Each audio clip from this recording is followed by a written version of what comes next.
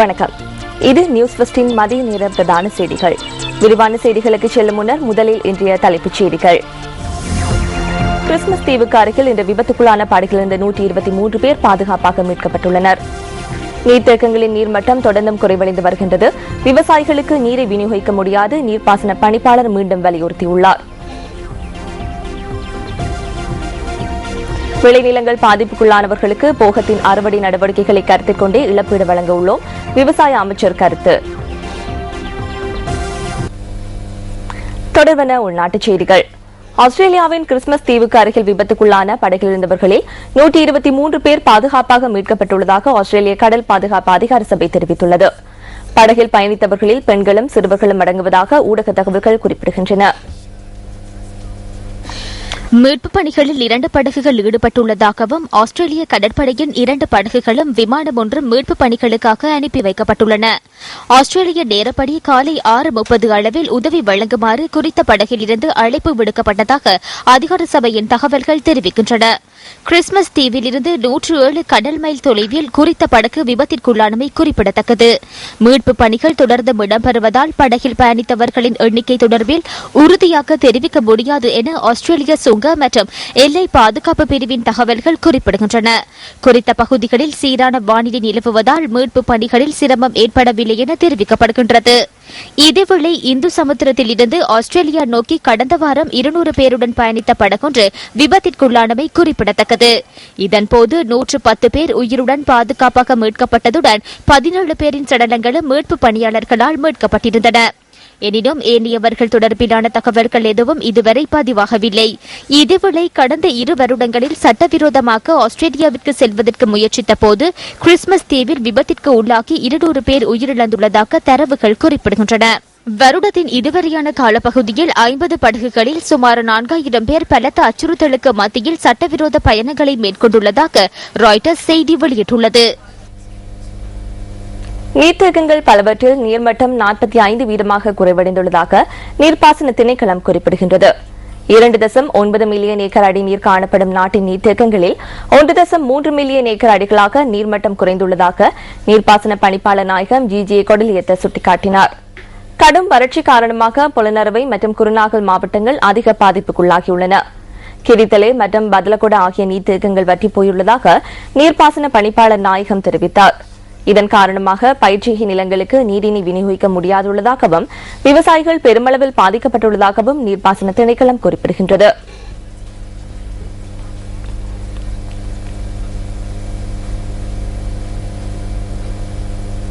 அழிவடைந்துள்ள பயிர் நிலங்களுக்கு இழப்பீடுகளை வழங்குவதில் பல்வேறு பிரச்சினைகளை எதிர்நோக்க நேரிட்டுள்ளதாக விவசாய அமைச்சர் மஹிந்த யாப்பாபேவர்தன குறிப்பிடுகின்றார். கண்டியில் நேற்று நடைபெற்ற வைபவத்தில் கலந்து கொண்டு அமைச்சர் இதனை கூறினார். 2012ஆம் ஆண்டுக்கான போக கூட்டம் விவசாய அமைச்சர் மஹிந்த யாப்பாபேவர்தன தலைமையில் நேற்று நடைபெற்றது.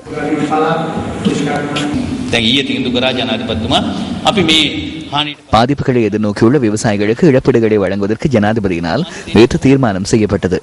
ஆனால் எவ்வாறு இழப்பீட்டை வழங்குவது, இதனை யார் மதிப்பீடு செய்வார்கள், இதன் வழிமுறைகள் என்ன, இது போக முற்றாக வெற்றி அளித்துள்ளதா அல்லது தோல்வி அடைந்துள்ளதா என்பதை தீர்மானித்த பின்னரே இதனை முன்னெடுக்க முடியும். அதனை தீர்மானிக்க வேண்டுமாயின் அதிகளவிலான அதிகாரிகளை அந்த நடவடிக்கையில் இணைத்துக் கொள்ள வேண்டும். அதனால் இவை அனைத்தையும் நடைமுறைப்படுத்திய பின்னரே இந்த திட்டத்தை முன்னெடுக்க முடியும்.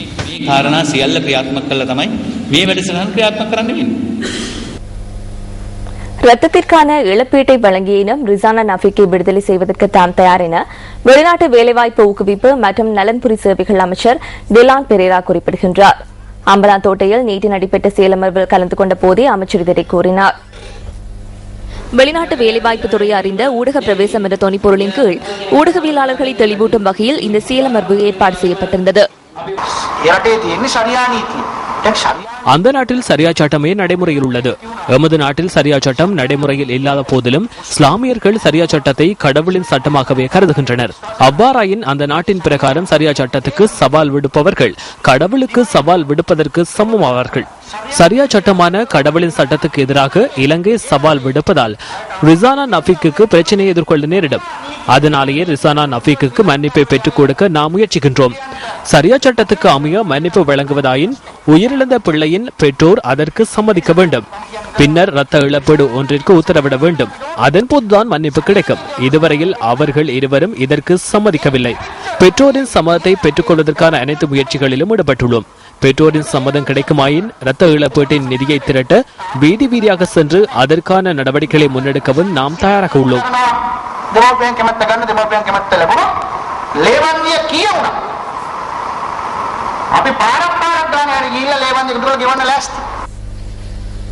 ₹21,00,000 லஞ்சம் பெற முயற்சித்த சந்தர்ப்பத்தில் கைது செய்யப்பட்ட 2 போலீஸ் உத்தியோகத்தர்கள் அடுத்த மாதம் 7ஆம் தேதி வரை விளக்கமறியலில் வைக்கப்பட்டுள்ளனர். கைது செய்யப்பட்ட போலீஸ் உத்தியோகத்தர்கள் இருவரும் நேற்றிரவு நீதவான் முன்னிலையில் ஆஜர்படுத்தப்பட்டதாக பதில் போலீஸ் ஊடக பேச்சாளர் போலீஸ் அத்தியட்சகர் சஜீவ மெதவத்த குறிப்பிட்டார். கொழும்பு மோசடி விசாரணை பிரிவில் பணியாற்றிய உப போலீஸ் பரிசோதகர் மற்றும் கான்ஸ்டபிள் ஆகியோரை இவ்வாறு விளக்கமறியலில் வைக்கப்பட்டுள்ளனர். வழக்கொன்று தொடர்பில் சட்ட நடவடிக்கைகளை மேற்கொள்ளாதிருக்க இவர்கள் லஞ்சம் கோரியுள்ளதாக போலீசார் தெரிவித்தனர். லஞ்ச பணத்தை பெற்றுக்கொள்ள முயற்சித்த சந்தர்ப்பத்தில் பணத்துடன் 2 சந்தேக நபர்களும் கைது செய்யப்பட்டதாக பதில் போலீஸ் ஊடக பேச்சாளர் கூறினார். பானம களப்பிற்கு அருகில் இடம்பெறும் சூழல் மாசடைதலை தடுக்கும் நோக்கில் ஊடகவியலாளர் சந்திப்பு ஒன்று நேற்று நடைபெற்றது. அம்பாறை மாவட்டத்தின் லாகுவல பிரதேச செயலாளர் பிரிவுக்கு சொந்தமான பானம களப்புக்கு அருகில் தற்போது சட்டவிரோத நிர்மாண பணிகள் இடம்பெறுகின்றன. இன்று பாரிய அளவில் சூழல் மாசடைந்துள்ளது. சூழலை மாசுபடுத்தி களப்பிற்குள் இவ்வாறான நிர்மாண பணிகள் முன்னெடுக்கப்படுகின்றன. தற்போது இந்த களப்பு பகுதி அழிவடையும் நிலை காணப்படுகின்றது.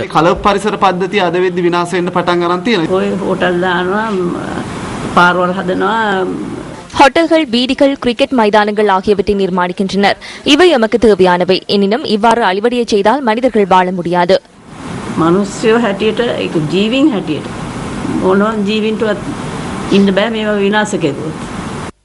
இதன்போது நீர் விற்பனை செய்யப்படுகின்றமை தொடர்பிலும் கருத்து வெளியிடப்பட்டது.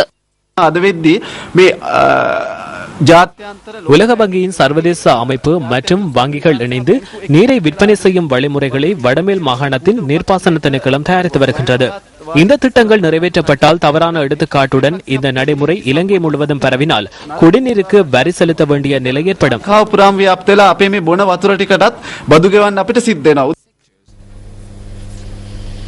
இந்த வருடத்திற்குள் 647 தபால் நிலையங்களில் 500 தபால் நிலையங்களை வலையமைப்பாக்குவதற்கு தபால் சேவைகள் அமைச்சு தீர்மானித்துள்ளது.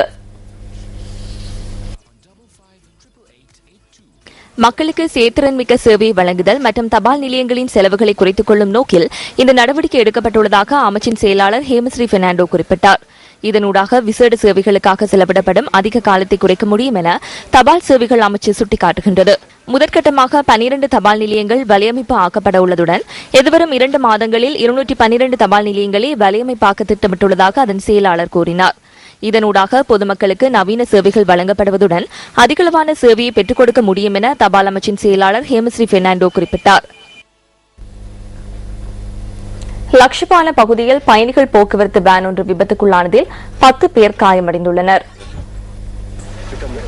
மஸ்கெலியா நல்லதண்ணி பிரதான வீதியில் நேற்றிரவு 7 மணிக்கு இந்த விபத்து இடம்பெற்றுள்ளது. சம்பவத்தில் காயமடைந்தவர்கள் மஸ்கெலியா வைத்தியசாலையில் அனுமதிக்கப்பட்டுள்ளதாக பதில் ஊடக பேச்சாளர் போலீஸ் அத்தியட்சகர் சஜீவ மெதவத்த குறிப்பிடுகின்றார். அவர்களின் நிலைமை கவலைக்கிடமாக இல்லை எனவும் அவர் கூறினார். இதேவேளை வாகன விபத்துகள் காரணமாக கடந்த 24 மணித்தியாலங்களுக்குள் 8 பேர் உயிரிழந்துள்ளனர். கண்டி, கொழும்பு கோட்டை, கெப்பித்திகொல்லாவ, மகியங்கனி, வவுனியா உள்ளிட்ட பிரதேசங்களில் இந்த வாகன விபத்துகள் இடம்பெற்றுள்ளதாக பதில் ஊடக பேச்சாளர் போலீஸ் அத்தியட்சகர் சஜீவ மெதவத்த குறிப்பிடுகின்றார். அதிக வேகம், மதுபோதை, வீதி சமிச்சைகளை பொருட்படுத்தாமை மற்றும் அதிக பயணிகளை ஏற்றிச் செல்கின்றமை போன்ற விடயங்கள் பல விபத்துகளுக்கு காரணமாக அமைந்துள்ளதாக அவர் கூறினார். ஏனைய நாடுகளுடன் ஒப்பிடுகையில் சாரதிகளின் தவறு காரணமாகவே எமது நாட்டில் பல்வேறு வாகன விபத்துகள் இடம்பெறுவதாக பதில் ஊடக பேச்சாளர் தெரிவித்தார். பொரளை மற்றும் கல்கிசா ஆகிய பகுதிகளில் இன்று காலை தீ விபத்துகள் இடம்பெற்றுள்ளன. பொரள போலீஸ் நிலையத்துக்கு முன்னால் உள்ள வர்த்தக நிலையங்களில் தீ பரவியுள்ளது.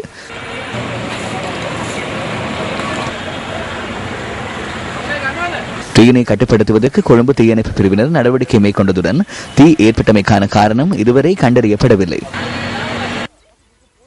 காலி வீதியின் கல்கிசா பகுதியில் உள்ள வீடொன்றினுள் இந்த முற்பகலில் தீ பரவியது. இந்த தீயினால் எவருக்கும் பாதிப்பு ஏற்படவில்லை என பதில் போலீஸ் ஊடக பேச்சாளர் குறிப்பிட்டார்.